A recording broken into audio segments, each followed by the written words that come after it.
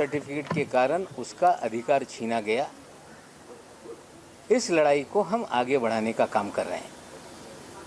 मैं आज फिर कहता हूं, मैं अपने दावे पे कायम हूं कि जो बर्थ सर्टिफिकेट हमने ट्वीट किया है वो असली है। उस सर्टिफिकेट पे दाऊद के वानखेड़े उनके पिताजी का नाम है और गौर से आप देखेंगे तो उस पर स्टाफ मार्क करके बाद में एडिशनल ऑल्टरेशन करने का काम सर्टिफिकेट में किया गया है। मैं और एक जानकारी साझा कर दूं कि मुंबई में जो बर्थ सर्टिफिकेट हैं लोगों के ऑनलाइन सर्च करके हासिल किए जा सकते हैं। वानखेड़े साहब की बहन का सर्टिफिकेट ऑनलाइन अवेलेबल है, लेकिन ये सर्टिफिकेट कितना भी सर्च करो ऑनलाइन नहीं मिलता।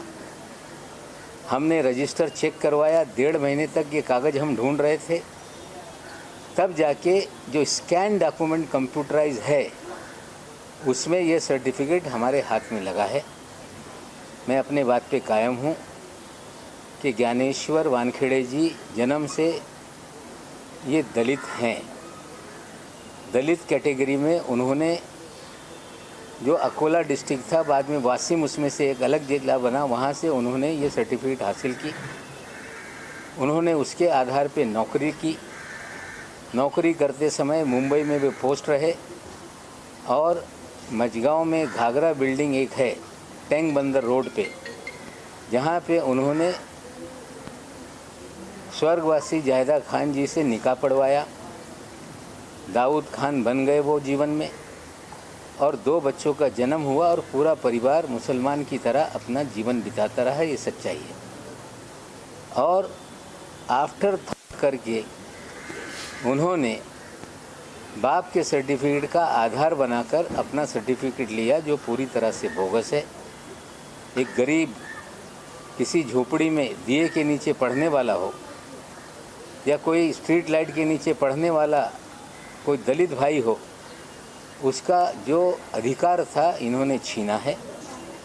हम ये तमाम मामले निश्चित रूप से बहुत सारे दलित संगठन मुझसे बात कर रहे हैं, दलित एक्टिविस्ट बात कर रहे हैं। शायद आप लोगों को जानकारी ना हो कि महाराष्ट्र में कोई शेड्यूल कास्ट, शेड्यूल ट्राइब या ओबीसी सर्टिफिकेट इशू होता है तो पहले बहुत सारी शिकायतें आती रही कि ये बोगस सर्टिफिकेट पे लोग नौकरी हासिल कर लेते हैं। इसलिए एक वैलिडिटी कमेटी बनाई गई, स्क्रूटनी कमेटी। जब कैटेगरी में कोई नौकरी या एडमिशन लेता है उसके सर्टिफिकेट को वैलिड करना कंपलसरी है। ये सर्टिफिकेट इशू किया गया मुंबई डिस्ट्रिक्ट कलेक्टर ऑफिस से, लेकिन केंद्र सरकार में किसी भी प्रकार का कोई इस तरह का प्रावधान नहीं है कि वो वैलिडिटी कराई जाए। सिर्फ कलेक्टर से जानकारी हासिल की जाती है और कलेक्टर से जानकारी हासिल करके सर्टिफिकेट इशू हुआ, इतने पे वो नौकरी कायम हो जाती है। सारे दलित संगठन मुझसे बात कर रहे हैं, दलित कार्यकर्ता बात कर रहे हैं और इस सर्टिफिकेट को लेके वो सभी लोग इस स्क्रूटनी कमेटी के सामने अपनी कंप्लेंट दर्ज कराएंगे और मांग करेंगे कि एक गरीब शेड्यूल कास्ट का हिस्सा इन्होंने छीन कर फर्जीवाड़ा करके सरकारी नौकरी हासिल की। और उस कानून में जब ये सिद्ध हो जाता है कि ये सर्टिफिकेट बोगस है तो वो सर्टिफिकेट के आधार पे आदेश पारित होता है कि सर्टिफिकेट के आधार पे जो भी फ़ायदा लिया गया वो पूरी तरह से विड्रॉ किया जाए। और उस कानून में ये भी प्रोविज़न है कि 2 साल से 7 साल की सज़ा का प्रावधान है। हमें लगता है ये स्क्रूटनी कमेटी के सामने, जो वैलिडिटी कमेटी है उसके सामने मामला जल्द जाएगा और हमें आशा है कि सच्चाई देश के सामने आएगी। जिस दलित भाई का हक इन्होंने छीना था उन्हें मिलेगा और इनके ऊपर कानून के तहत कार्रवाई होगी। ये जो बर्थ सर्टिफिकेट को लेके चीज़ें थी हमने आपके सामने रखी। कहा जा रहा है कि जाली सर्टिफिकेट नवाब मलिक ने रखा है। अगर ये जाली है तो असली कौन सा है, ये उनके परिवार के लोग या स्वयं वो असली सर्टिफिकेट लाएं। उनके पिताश्री अपना जो कास्ट सर्टिफिकेट है वो लोगों के सामने रख रहे हैं।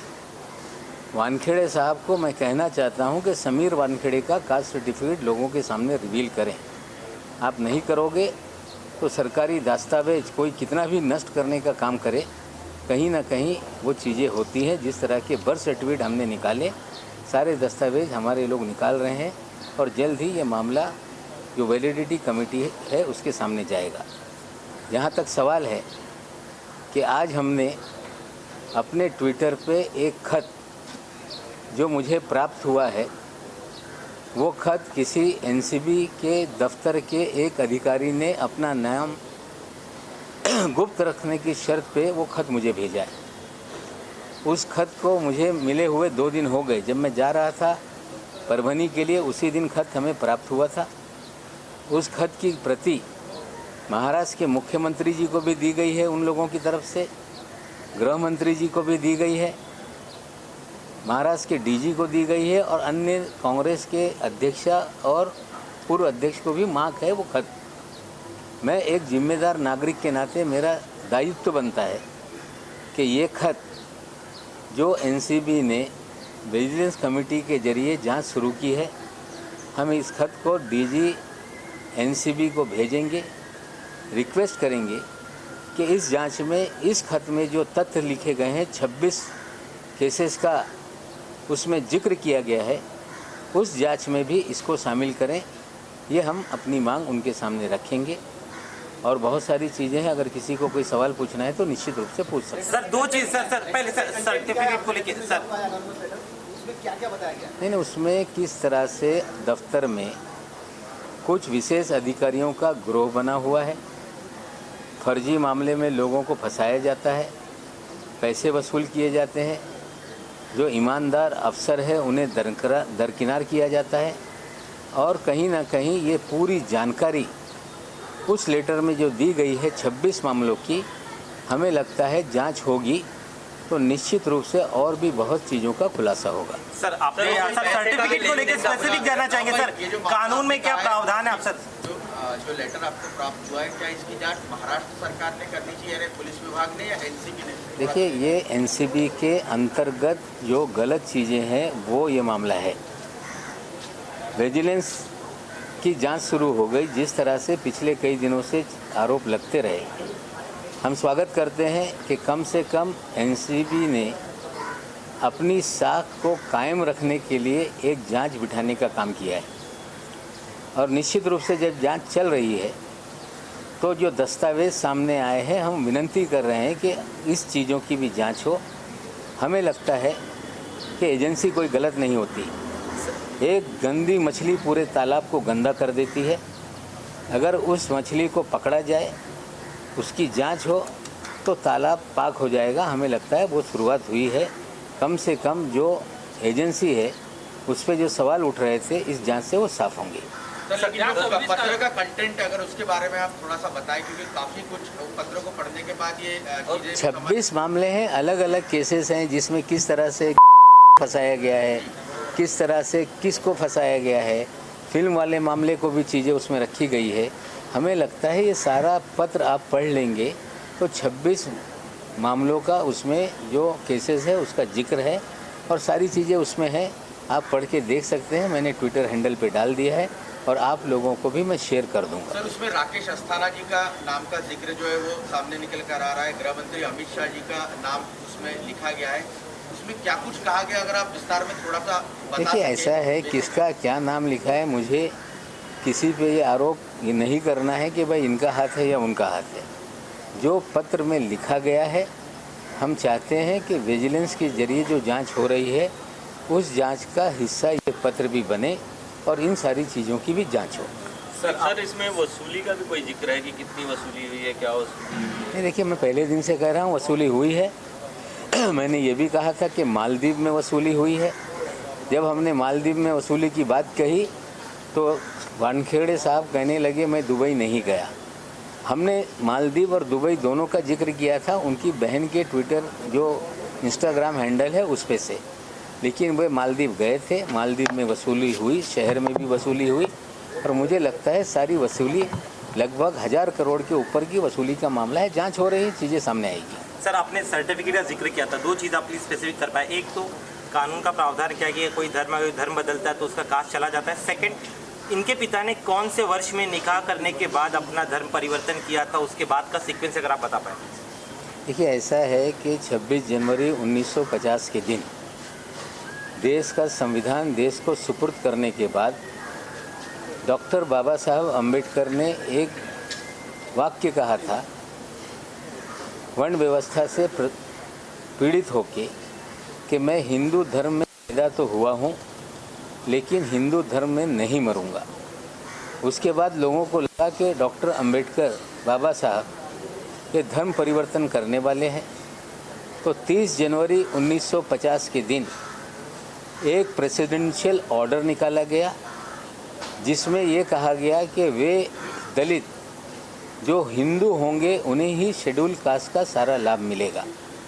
लेकिन बाद में आंदोलन बहुत सारे हुए, कबीरपंथियों ने आंदोलन किया, उन्हें उससे छूट दे दी गई, सिख भाइयों ने आंदोलन किया, उसे छूट दे दी गई। और उसके बाद 1991 में वीपी सिंह जी के आने के बाद जो नव बौद्ध हैं, जो हिंदू महार अपनी जाति लिखते थे, निर्णय लेके नव बुद्धों को भी उसमें से छूट दी गई है। लेकिन आज भी देश में क्रिश्चियन और मुस्लिम अगर कोई कन्वर्ट करता है तो उसकी जाति समाप्त हो जाती है। ये देश के कानून में प्रावधान है। जहाँ तक आपने वानखेड़े साहब के बारे में, पिताजी के बारे में पूछा, ये 75 में मुंबई में पोस्ट हुए। पहली बिटिया का उनका जन्म 78 में हुआ है। इसका मतलब है ये शादी 76-77 के दरमियान कभी हुई है। वो निकाह नामे की भी खोज हम लोग कर रहे हैं और चीज़ें सामने आएगी। पिताजी का भी जो बेनिफिट है वो भी गलत तरीके से लिया गया आज तक, उनकी भी कंप्लेंट होगी। आज तक जितनी सैलरी उन्होंने ली है वो भी उन्हें वापस करना पड़ेगा, जो पेंशन है वो भी बंद होगी। तो सिर्फ एक मामला नहीं है, हमें लगता है कंप्लेंट दो होगी। जो खत आपको मिला है, क्या आपको इसकी पुष्टि की कि इनकी तरफ से ही आया है? देखिए, ऐसा है कि जो चीज़ें लिखी गई उसमें कुछ घटनाक्रम ऐसी है कि शहर के बहुत सारे लोग 6 तारीख के बाद मुझे आकर मिल रहे हैं। जो अलग अलग चीज़ लोग आके बता रहे हैं, जिन लोगों का इस्तेमाल किया गया है। मैं आपको बता दूं कि जिस तरह से प्रभाकर साली ने कहा कि मुझसे 8 से 10 कागज़ों पे ब्लैंक सिग्नेचर किए गए। एक और गवाह इसी तरह का मेरे पास आया था, वो डरा हुआ था। उसने कहा कि 50 कागज़ों पे मुझसे ब्लैंक सिग्नेचर लिए गए। वो एक जिक्र कर रहा था जो नाइजीरियन को फंसाया गया, उसी की खबर पे नाइजीरियन वाला मामला बना था। उसने जो जानकारी दी वो इस खत में है, और कुछ लोगों ने जो जानकारी दी वो इस खत में है। इसलिए मुझे लग रहा है कि ये कहीं ना कहीं कोई अंदर का अधिकारी है जिसने ये जानकारी हमें मुहैया कराई। लेकिन इस खत को लेकर कई सारे सवाल भी उठ सकते हैं, क्योंकि आपने कहा इसके ऊपर किसी का नाम नहीं है, तो कैसे विश्वास किया जाए कि ये खत जो है वो सही है? इसकी जांच क्या, तो इसकी जांच कैसे? देखिए, ऐसा है, जब विजिलेंस ने जांच शुरू कर दी है, अगर कोई अधिकारी उसी संगठन का है तो कभी खुल के अपना नाम नहीं लिखेगा। हम ये नहीं कह रहे कि आप दंडित कर दो, लेकिन हम ये चाह रहे हैं कि जब सारी खबरें जो अंदर का अधिकारी दे रहा है या जो अलग अलग लोग ये सारी चीज़ें मुझे आकर बता रहे हैं, तो मुझे लग रहा है इसमें तथ्य है। विजिलेंस की जांच चल रही है। इस खत में जो उल्लेख है उसकी भी जांच हो जाए तो हमें लगता है जो शक की सुई है आने वाले दिनों में गहराएगी। इससे अच्छा है कि इसकी जांच हो, हम मांग करते हैं। सर, एका बाजूला सगळे वारकऱ्याचे वडील असं म्हणतात की आम्ही कोणत्याही पद्धतीने धर्म परिवर्तन केलेलं नाहीये। तुम्ही जे काल कास्ट सर्टिफिकेट जे ट्विटरवरती सादर केलं होतं, याच्या व्यतिरिक्त तुमच्याकडे असे काही पुरावे आहेत का की ज्याच्यामध्ये त्यांचं नाव दाऊद असं आहे? बघा, असं आहे, मी धर्माच्या बाबतीत कुणाचा धर्म काढत नाही। माझा लढा हा एका मागासवर्गीयाचा अधिकार हुसकून बोगस कागदाच्या आधारावर त्याचा अधिकार त्यांनी स्वतःसाठी घेतलेला आहे, हा लढा माझा आहे। मी कोणाच्या बहिणीचा, पत्नी, वडिलांच्या बाबतीत द्वेष ठेवून मी काही बोलत नाही। पण या सगळं ज्या फर्जीवाडा आहे याच्यात सगळ्यांच्या कागद, त्यांचे सगळे विषय आणल्याशिवाय हे सिद्ध होणार नाही। ते सांगताय मी कधी धर्म परिवर्तन केलं नाही। मग जे मी बर्थ सर्टिफिकेट सादर केलेलं आहे ते बर्थ सर्टिफिकेट खोटं आहे लोक सांगताय। तर खरं बर्थ सर्टिफिकेट कुठे आहे तुम्ही आणा आणि तुम्ही सांगा की बाबा हे खोटं आहे आणि खरं हे आहे. माझं एकच म्हणणं आहे. आणखीन तुम्ही कागदं मला विचारताय, बरीचशी कागदं आहे, हळूहळू विषय मी समोर आणणार आहे. आता ते बोलके झालेले आहे, ते बोलताय आणि आणखीन असे काही पुरावे माझ्याकडे आहे की ते कधी नाकारू शकत नाही आणि ती कागदा ऑथेंटिक आहे. त्या कागदावर या सगळ्यांच्या सह्या आहे आणि निश्चित रूपाने आगामी काळामध्ये ते बाहेर मी काढणार आहे. सर समीर आज वानखेड़े के की तरफ से खुलासा किया गया, जब आपने ट्विटर पर वो पत्र जारी किया बर्थ सर्टिफिकेट, उन्होंने एक खुलासा किया कि उनकी जो पहली शादी हुई थी वो 2006 में स्पेशल मैरिज एक्ट के तहत हुई थी. ये थोड़ा सा इसको विस्तार से आप समझा देखिए वो अपने देखिए ऐसा है, वो अपने दावे पे कायम रहें. सारी चीज़ें आज ही खुलासा कर देने की ज़रूरत नहीं है. कम से कम पहली शादी हुई थी ये तो मामला सामने आ गया. अब वो किस कानून से हुई थी वो दावा कर रहे हैं. मैं आपको बता दूं वो सारे सबूत हमारे पास हैं जो ये साबित कर देंगे कि वानखेड़े साहब इन्होंने इस्लाम धर्म स्वीकारा था. बच्चों की परवरिश इस्लामी तरीके से हुई. इस्लामी तरीके से समीर वानखेड़े जी की डॉक्टर शबाना कुरैशी से शादी हुई. वो सारे कागजात आगामी दिनों में हम रखेंगे और यही आधार पे जो वैलिडिटी कमेटी है उसमें ये मामला जाएगा. हमें पूरा विश्वास है उसकी जांच होने पे सर्टिफिकेट रद्द होगा. सर आपने जो तस्वीरें सर समीर वानखेड़े के परिवार से जुड़े जो तस्वीरें आम्ही कधीही धर्म बदललेला नाही, मी जन्मापासूनच हिंदू आहोत. ती असतील पण त्यांच्या वडिलांच्या बाबतीत माझा हे प्रश्न आहे. वानखेड़े समीर दाऊद यांच्या बाबतीत माझे प्रश्न आहे. ती रेडकर यांचा काय इतिहास आहे मला जास्त खोलात जायचं नाही आहे. त्यांच्या परिवारातल्या बाबतीतल्या मी काही विषय काढत नाही. समीर वानखेडेच्या संलग्न हा विषय आहे. ती जन्मापासून कुठल्या धर्माची हे माझ्या काही घेणं देणं नाही. पण मागासवर्गीयांचा सर्टिफिकेट काढून एक गरीब मागासवर्गीय ज्याचा अधिकार होता आयरस व्हायचा तो अधिकार त्यांनी हुसकून घेतलेला आहे. हा लढा माझा आहे. सर सामना के जरिए आपको सलाह दी गई है कि आप किसी भी आपका अधिकार है किसी को आप ये करें क्रिटिसाइज करें, लेकिन उनकी निजता का भी ख्याल रखें, संयम बरतते हुए क्रिटिसाइज करें. उस पर आप क्या कहें? मैंने निजता का हनन बिल्कुल नहीं किया है. अगर कोई बहन भाई की उगाही का हिस्सा होगा तो उसके भी चीज़ें सामने लानी पड़ेंगी. अगर कोई व्यक्ति धर्म परिवर्तन करके दोहरा लाभ लेगा, मागास वर्गियों का अधिकार छीनेगा तो उसका भी उल्लेख करना पड़ेगा. जो पहली शादी है उसका उल्लेख करना पड़ेगा. हमें लगता है सच्चाई सामने लाने के लिए मजबूरन चीज़ें सामने आ रही हैं. हम किसी परिवार को उनकी निजता को हम कभी भी उछालते नहीं. एक बात और बता दूं कि मेरे ऊपर जो सवाल उठा रहे हैं एक गंभीर विषय है जो मैं आज देश की जनता के सामने रखना चाहता हूँ. हमारे दामाद को फैब्रिकेट करके बंद किया गया, कोर्ट में लड़ाई चल रही है.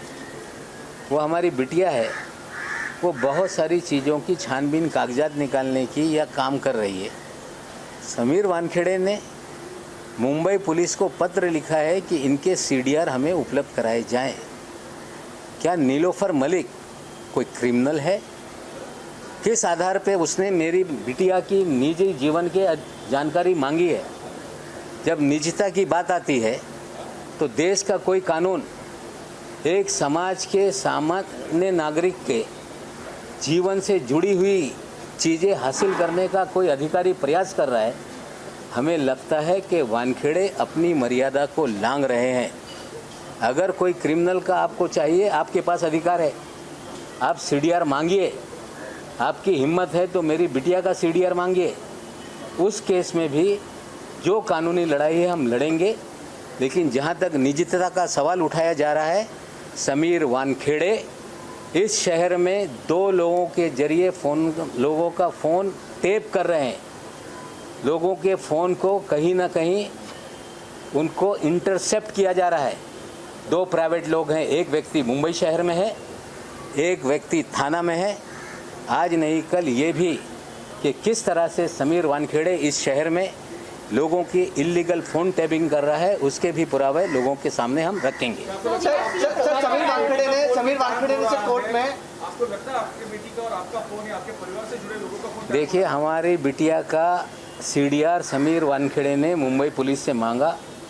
पुलिस ने कहा है कि उनके निजी जीवन की जानकारी हम नहीं दे सकते, लेकिन मेरी जानकारी है कि इस शहर में समीर वानखेड़े 2 प्राइवेट व्यक्ति के जरिए लोगों के फ़ोन इंटरसेप्ट कर रहा है। जो 2 व्यक्ति हैं उनके नाम मेरे पास हैं, उनके एड्रेस मेरे पास हैं। अभी लड़ाई ये बहुत लंबी चलेगी, उन चीज़ों को भी आगामी दिनों में हम सामने रखेंगे। सर समीर वानखेड़े ने कोर्ट में एफिडेविट दी है। सर समीर वानखेड़े ने कोर्ट में एफिडेविट दी है और कहा है कि आपके दामाद को गिरफ्तार किया गया था, इसलिए उनके ऊपर पर्सनल अटैक किए जा रहे हैं। कोर्ट ने वो सारे एफिडेविट को रद्द कर दिया। कल एक घटना में आपको बता दूं, बहुत हंसने वाली बात है। एक उनका पीपी है शायद सेठिया या इस तरह का, क्या नाम है, सेठना नाम के एक पीपी हैं। एक मामले में वो बहस करते हुए उन्होंने कहा मी Lord the case of Nawab Malik, और वो उस केस को मेरे नाम से चलाने लगे। जज साहब हंसने लगे। हमें लगता है पूरे डिपार्टमेंट को क्या फोबिया हो गया नवाब मलिक का, इतना क्यों डर रहे हैं लोग। बाद में जज साहब ने कहा ये बातें गलत है, ये आप रिकॉर्ड पे मत लाइए। नवाब मलिक के नाम का भूत किसके सर पे बैठ रहा है, क्यों बैठ रहा है, चीज़ें धीरे धीरे बहुत सारी हम उजागर करेंगे। हमारी लड़ाई NCB से नहीं है। एक व्यक्ति जिसने इस संस्था का इस्तेमाल करके हजारों करोड़ रुपए की वसूली की, पूरी तरह से नाजायज़ लोगों को फंसाया, और जब मैं मंत्री होते हुए हमारे लोगों को इस तरह से हो सकती है तो आम आदमी के साथ क्या हुआ होगा। इसके कारण ये सारी चीज़ें 8.5 महीने से हम खोज रहे हैं और बहुत सारी चीज़ें सामने आई। मेरी लड़ाई अन्याय के खिलाफ है। सर समीर वानखेड़े के पिता ने ये भी कहा है कि नवाब मलिक की जो दस्तावेज दिए वो फर्जी हैं और आपके ऊपर लीगल कार्रवाई करेंगे। बिल्कुल स्वागत है। कल जाइए, क्रिमिनल डिफेमेशन का सूट फाइल कीजिए अंडर सेक्शन 499 500 IPC। उनको अधिकार है, अंधेरी कोर्ट में ले जाके कर दे या कुर्ला कोर्ट में फाइल कर दे, मुझे आरोपी बनाए और मैं वहाँ कोर्ट में जाऊँगा, जमानत लेनी पड़ेगी लूँगा, लेकिन कोर्ट में अपना मामला लड़ के इनका फर्जीवाड़ा उसी कोर्ट में मैं एक्सपोज करूँगा। I challenge mister Dawood Wankhede, please file a complaint against me under section 499 and 500. Your daughter is there, she is a learned advocate, she had also said कि हम डिफेमेशन फाइल करेंगे। सेक्शन बता दें 499 500 के तहत आप जाकर मजिस्ट्रेट कोर्ट में क्रिमिनल डिफेमेशन का मामला दर्ज करा सकते हैं। 100 करोड़ 200 करोड़ की बात ना करें, 10% उसमें स्टैम्प ड्यूटी भरनी पड़ती है। आपके पास हजारों करोड़ 2 नंबर के हो सकते हैं, लेकिन स्टैम्प ड्यूटी भरने भर का कागज़ आपके पास नहीं होगा। अब 499 में आज फिर मैं आह्वान करता हूँ समीर दाऊद वानखेड़े को, दाऊद के वानखेड़े को, जैस्मीन अलाइज यास्मीन वानखेड़े को कि आप 499 500 में डिफेमेशन का क्रिमिनल सूट फाइल करें। आप स्वयं वकील हैं, बिना पैसे की मुकदमा चलेगा।